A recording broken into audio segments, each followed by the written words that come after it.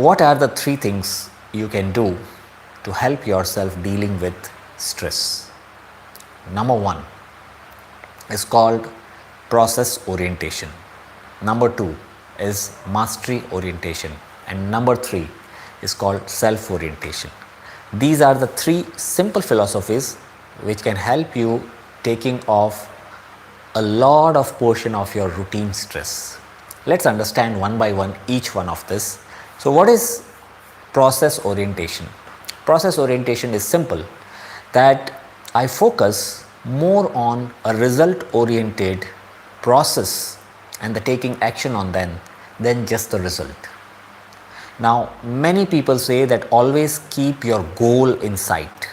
Yes, it's important to keep goals in sight because goals keep you focused. Goals help you avoiding the distraction, day-to-day distractions. Yes, but we have to understand that if I become too much bothered about the result, I lose the sight of process, because our conscious mind can focus only on one thing at a time. And that's a fact. People say that I have to do multitasking. Only your subconscious mind can do multitasking about those things which have become automatic in your reflexes. But most things which demand conscious attention cannot be done consciously with 2, 3, 4 things at a time. That means at one moment I can either think of century or I can think of the next delivery the bowler is going to bowl. If I think too much of century, I am going to miss on the next ball which is going to come on my way, because my century will come in my way to the next ball and I am likely to get out. So if you are too much bothered about the result, you will become the victim of what we in cricket say nervous 90s. When a batsman is on 90 score, he becomes too much bothered about 100, about his century, that he misses his next delivery and he is likely to get out. Or it could be she is likely to get out. I don't want to be gender biased. So how do I maintain focus on my process? Please understand, goal of the goal is to derive you a plan. Okay, goal of the goal is derive you a plan. Goal is important, but what's the purpose of a goal? So that you can get a good plan. And goal of the plan is to give you a right step-by-step process. Once goal is set, plan becomes important. Once plan is set, process of taking action on day-to-day basis becomes important. It takes precedence. While I keep looking at my goal, but I keep staring at my process. In technical language, it's also called lead actions versus lag actions. Lag is which comes later on. So maintaining this focus, this is also even Bhagavad Gita's philosophy, that you focus on your action and the result in which form and how and when it will come. It's not in your head. Doesn't mean that you take any reckless action. You take result oriented, well thought out actions with diligent plan. But after that, whatever result comes, it's never going to be in your hand. Big organizations, big companies, they make huge plans with lot of diligence, but even they falter on their results. So we can never master our results. What we can attempt is master our process. Till you are focusing on your process and following your process, you are likely to be on path and you are likely to do better. So get associated with process and not with the result. What will happen with this? All those stress which are target related, you are likely to get rid of that. Because let us say tomorrow I get a blood report and somebody says, oh, you are diabetic, or your cholesterol is very high, or you have some arteries blocked. Yeah, it creates stress. Definitely it creates stress. Now what's my goal? My goal is to become healthy. Okay. And if I keep on thinking about my problem, I'm not going to help myself. My goal is to become healthy. So immediate goal should be, I have to become healthy, and for that I have to create a plan. Maybe I meet some expert, I create a plan, and after that my entire energy has to be on what actions I have to take in order to achieve my goal. So it could be maybe going for a morning walk, doing an exercise, or getting enrolled into yoga classes, or eating with diligence and discipline. It could be many other things. When I'm eating, I don't have to see, oh, I did not lose my weight, oh, my sugar is still high. If you go through the process, results are likely to come sooner or later. There are so many factors. So remember on this, process orientation helps you to overcome your stress which comes because of undue pressure created by targets and goals. Okay, in any way taking stress about a goal doesn't help me to achieve the goal. Yes, I have to do only one thing with the goal, that is create a right plan and focus on diligent action. That's number one. Number two, if I have to deal with my stress, number two is called mastery orientation. What is mastery orientation? There are two popular ways to orient yourself towards your goal. How do I set my goal? Who gives me my target? There are two methods of setting my target. First method is called performance orientation and second method is called mastery orientation. What's the fundamental difference? A performance oriented person wants to beat the rest, defeat the rest. So I want to be top salesman in my company. I want to be the best employee in my department. I want to be the topper in my class. This is called performance oriented person. What's the problem with this? You may be thinking this is a great thing. You have to be ambitious. You should aim for the best. Of course. But whose best you should aim for? That's the question here. Because if you think beating somebody around you makes you the best, then you are living a life which is going to be reactive. You are reacting to the world around you. The person who comes on second rank gives a target to the person who comes on first rank. Therefore, the first rank person is not taking the target what he can achieve, but it is a reaction to the somebody else who is coming as a challenger.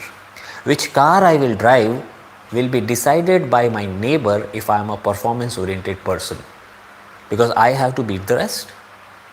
So a performance oriented person is always on the mercy of the world around. His sense of achievement or his sense of failures comes because of success and failures of others. That's a position of weakness. What is position of strength? Position of strength is no matter what I do and where am I and which place I am, my environment will not be able to stop me. That's the position of strength. And that happens with the people who are into mastery orientation. So what does a mastery oriented person think? He thinks or she thinks about, I want to beat my best. That means wherever I am today, let me give my 100% effort and see how much I can do. And after that, in the next attempt, I am going to make it better. This way, it doesn't matter where am I am always improving.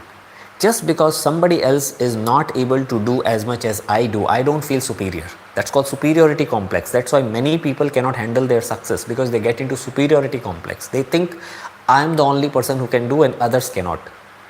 That's a trap.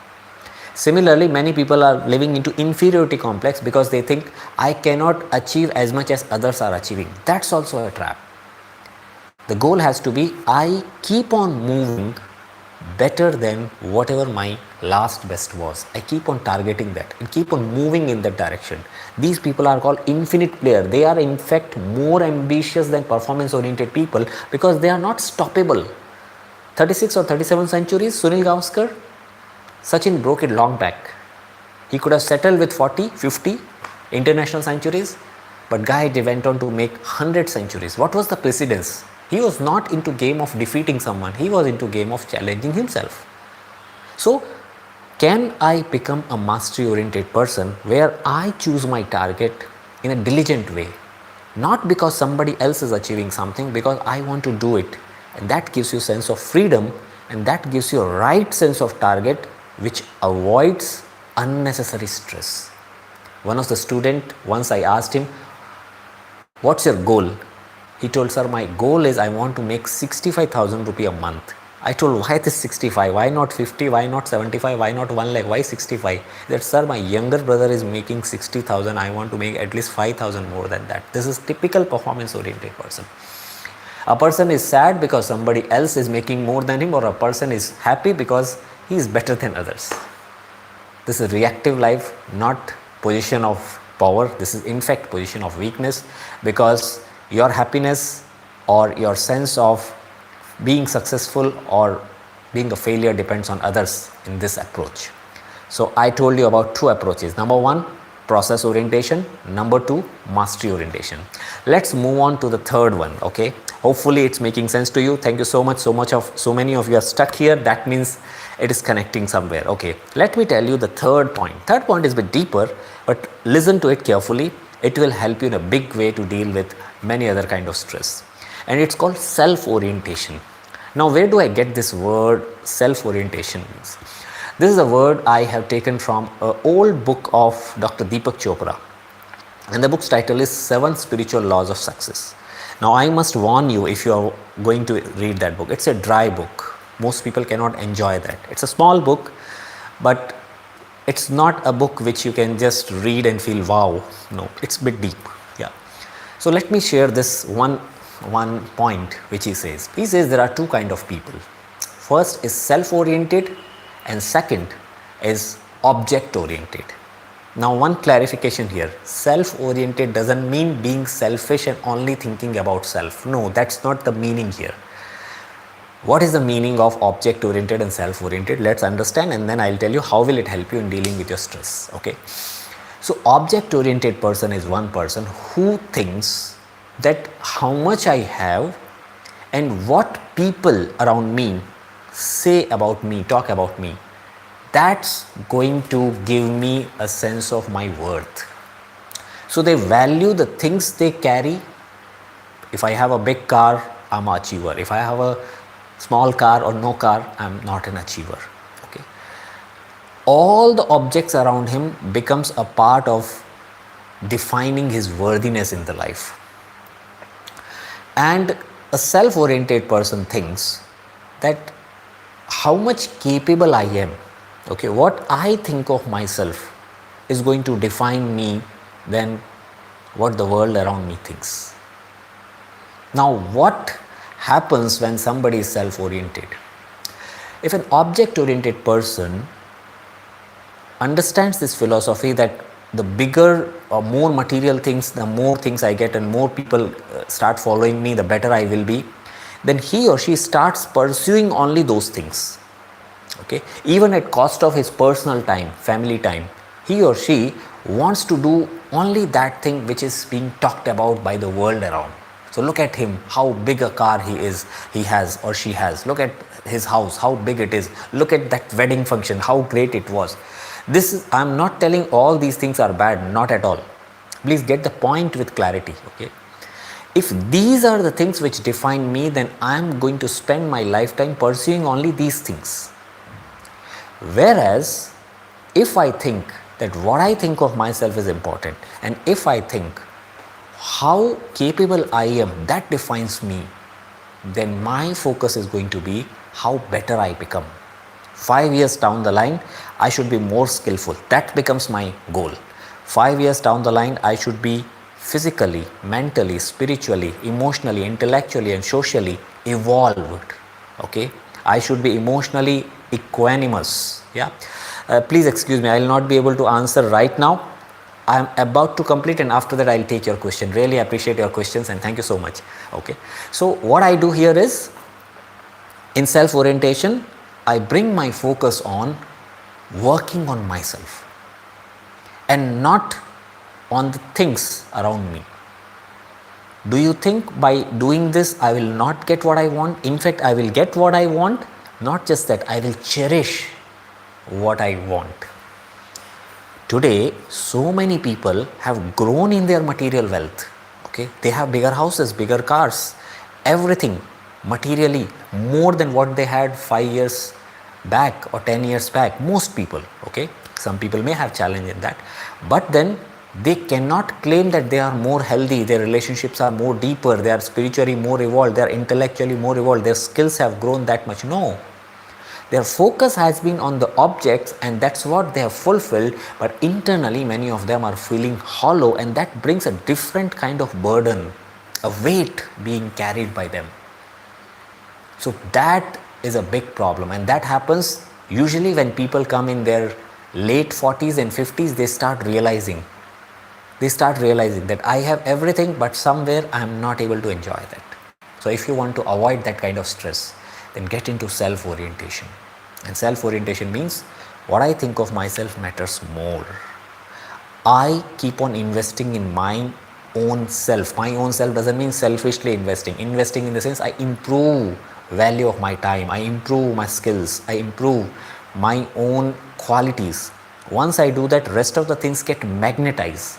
Whereas if I'm object oriented, I keep running behind the things, and that way I lose the control. So these three things, remember these three things: process orientation, focus on the process, results are going to happen. Whatever result comes after my diligent following of the process, I'm going to accept that result with equanimity, okay, without cribbing about it.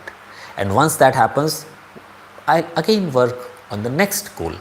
Yeah, but focus on the process. Second thing I told you is a mastery orientation. Okay, I want to be my best and not the rest. And third thing I told to deal with the stress is self orientation. What I think of myself and how much work I do on myself, that will define me, not the objects around me. This is just a simple shift in the way you look at things, and it will change a lot of things in your life. It will change your ability to deal with stress. External things will lose power over you, and that's how it will help you in dealing with stress. So hopefully it helped you. I hope you make notes of it, you contemplate it. I have told these things, but it will work with you, it will work on you when you start contemplating and creating your own ideas about it. After going through it, if you realize that, okay, what are the actions I'm going to take now after listening to this, and that will help you. So I know it has become very long now, so thank you so much. Late night, many of you are present here. I did not expect so many of you would join. So thank you once again. And now if you have any questions, I'll be happy to take. Let me just switch on my laptop so that I can read your questions with clarity. Okay, till I'm getting any meaningful question, let me share. I keep conducting webinars. If you are all interested into webinar, then send me an email, look into the description box. Okay, I see a question from Dinesh Kapoor. How to get in touch with you? Every time live, I came here just by chance. Okay, Dinesh ji, you do one thing. Dinesh ji, you can send me an email on connect@drvivekmodi.com. You can see the email ID in description also. Just send me an email, want updates, and you will get updates. Also see that you add that email ID in your contact list, so that that email never goes into spam or promotion folder. Prince, after a long time, I remember you, Prince. You have attended some of my sessions. Your points are very good, but there are a few other factors causing stress past. Yes, I know. I have not given you the complete stress management program I do. It's a whole day event. In 15-20 minutes, how much I give you? I've given you 3 key strategy. Start with 3. Rest of the things also some or other time I'll share. Thank you so much, Prince. I appreciate you being here late night and asking me your question. Overthinking and past. Okay, I will bring up to that. See, any of your questions, if you want me to make a video on that, send me, email me. Don't hesitate to send me an email. Send an email on connect@drvivekmodi.com. Okay, you will see it in the box also, in the description box also. Just send an email, write your name, and in the subject line write want updates, and you will never miss. And also you can send your questions. In the next session, I'll try to include your questions. On stress, I got so many messages, that's why I took this, and on other things also I'll do it. Okay, so thank you so much, friends. Go through this video again and see that you try to make sense of it. Also, some of you may not be aware, there is a silver membership on YouTube, and there are a lot of exclusive videos available on that. Okay, a lot of my webinars are available, a lot of other exclusive videos are available on English learning and some other aspects of it, communication, etc. So consider joining that. I think it is just $199 per month, and that gives you a lot of value. So that will also be a support to me. If you can afford that, do that. Thank you so much. Khalid Khan, hi Khalid. You are a little bit late, but you can see the recording. You are in USA. Okay, Madhuji is in USA. Madhuji, nice to see you. Nice to see you. I have now many people who are into my courses and taking my, whom I'm mentoring in some or other way from USA. Okay. So here we'll stop. Once again, thank you all of you for joining me without a notice late night, and do watch this session and get rid of your stress. And Prince, I will try to take the topic of overthinking and how to deal with that also. Thank you so much once again. I should say good morning to some other people and good night to some of the people from different parts of the world. Thank you so much. Have a great weekend.